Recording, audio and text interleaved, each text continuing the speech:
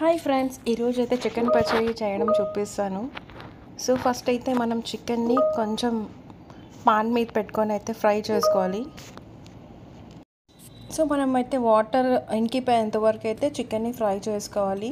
ఇందులో వాటర్ ఏమి వేయకూడదు. ఆ చికెన్ యొక్క వాటర్ అనేది మొత్తం డ్రై అయిపోతుంది అనమాట. మనకి ఎట్లా అంటే చికెన్లో ఉన్న వాటర్ డ్రై అవ్వడానికి ఈ విధంగా మనం ప్యాన్ మీద ఫ్రై చేసుకోవాలి. నెక్స్ట్ అయితే మసాలా వచ్చేసి ఆవాలు, ధనియాలు, దాల్చిన చెక్క, లవంగ ఇవన్నీ కలిపి మనం మంచిగా ఫ్రై చేసుకోవాలి. వేరే ప్యాన్ మీద కొంచెం లైట్గా ఫ్రై చేసుకొని మనం ఇది ఒకటే మసాలా అనమాట ఈ చికెన్ ఫ్రైకి.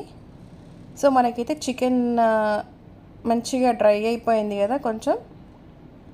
సో ఇందులోకి అయితే మనం కావాల్సినంత అయితే ఆయిల్ వేసుకోవాలి. ఆయిల్ వేసుకుని డీప్ ఫ్రై చేసుకోవాలన్నమాట.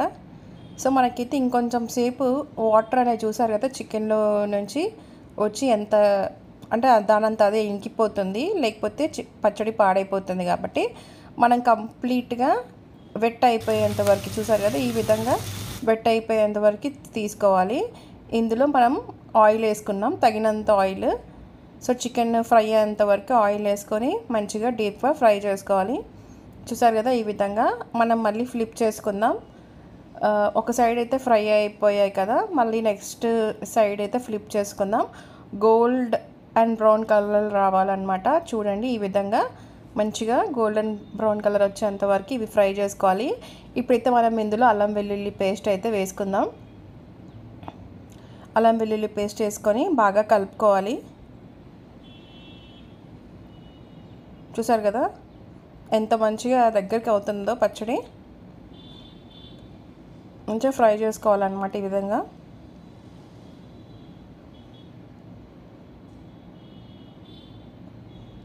సో ఒకసారి చూసుకొని ఇందులోకి మనం ఫస్ట్ కచ్చపచ్చగా దంచుకున్న మసాలాను అయితే వేసేసుకున్నాం. మళ్ళీ ఇందులో స్పెషల్ మసాలా అంటూ ఏం లేదు, అదొకటే వేసుకోవాలి. వేసుకొని బాగా ఫ్రై చేసుకోవాలి. నెక్స్ట్ అయితే కారం వేసుకోవాలి. చూడండి, మంచిగా కారం వేసుకొని మళ్ళీ ఒకసారి డీప్గా ఫ్రై చేసుకోవాలన్నమాట దీన్ని. ఈ విధంగా చూసారు కదా, మనకైతే చికెన్ పచ్చడి ఎంత ఈజీగా అయిపోయింది. Thank you so much for watching friends.